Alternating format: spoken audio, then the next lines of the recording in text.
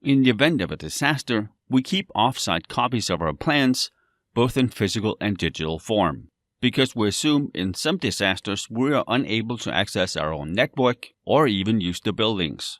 But we would in most cases not keep the entire plan at the home of employees, because the entire plan would outline everything we want to do in a disaster, and if an attacker has that, we've compromised ourselves.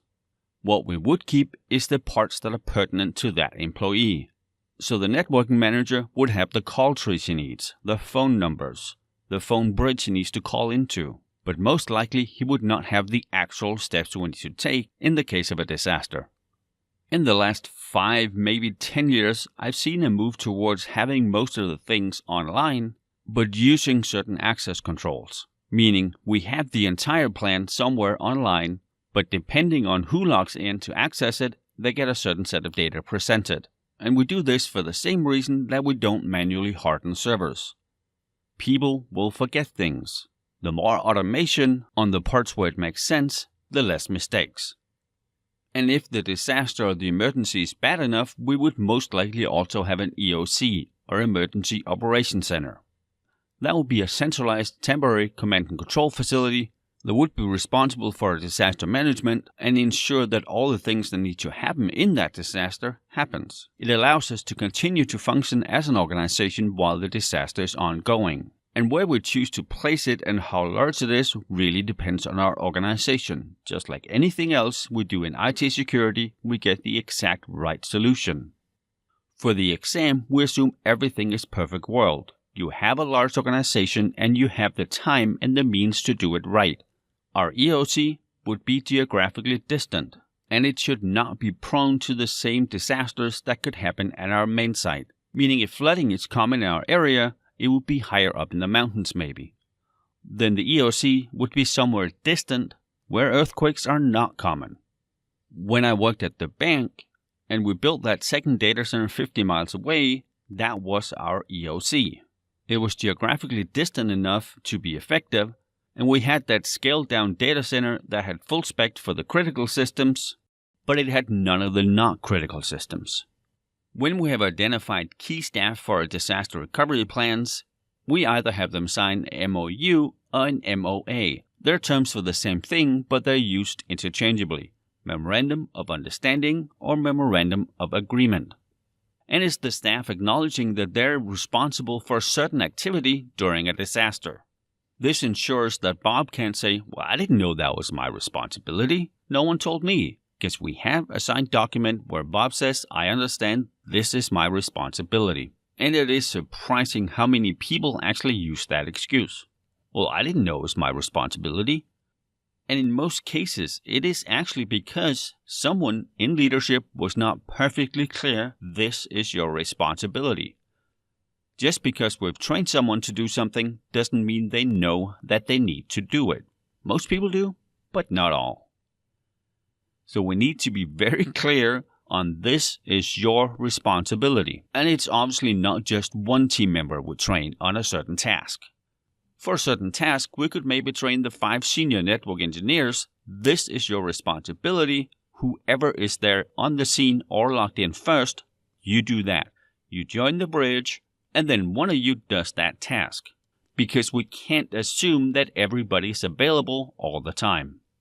And if you remember a few lectures back, we talked about who can declare a disaster. Normally, it's someone pretty high up in the ranks. Maybe only the CEO can declare it. What do we do if that person is not available? And this could be just like the call trees. If the CEO is not available, call the CIO or the CFO or whomever has the ability to declare a disaster. They might be sleeping. They might have their phone turned off. They might be hiking in the mountains where there's no cell coverage.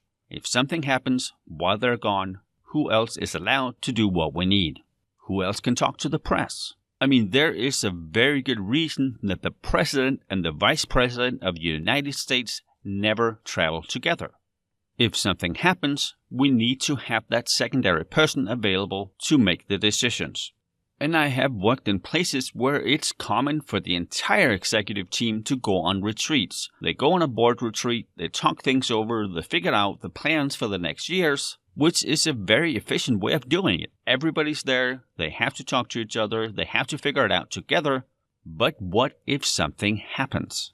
If we pack every single board member, every single director, manager, senior manager, vice president in a bus and drive them somewhere, what happens when that bus crashes and everybody dies?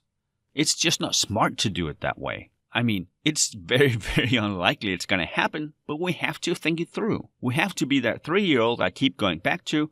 What if this happens? What if this happens? Is this actually a smart way of doing it? And it doesn't have to be something horrible like the bus crash. It could just be the food is bad, everybody gets salmonella poisoning, or a hurricane moves in and there's zero phone coverage in the area where all the leadership is. What do we do if a disaster hits at that time? We have no one who's allowed to declare a disaster, and many of the key players in our plan are gone.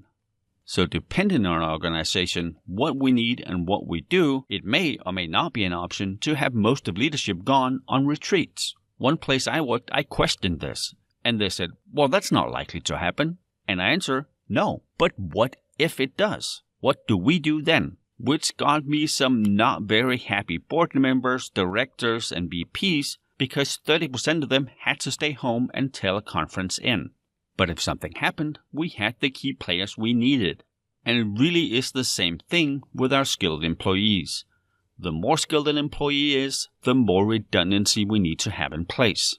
If we only have one very skilled employee that can do a certain task and they go on vacation for 3 weeks, we're very, very vulnerable. Same thing when they find a new job. If we haven't trained someone else to do that task and they win the lottery or they find a new job and leave in 2 weeks, how are we going to continue to function? It is very critical that we have that culture in our organization where we cross-train, where we share knowledge. Many of the places I've worked, there was no knowledge sharing because the people who had the knowledge felt it was job security. If they trained someone else to do what they do, they might lose their job, which I can understand. But as employees, we also need to do what's best for the organization.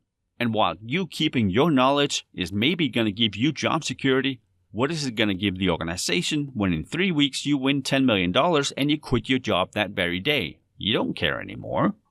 So we need to ensure that our employees have the proper training they need. We need to spend the money. We need to spend the time.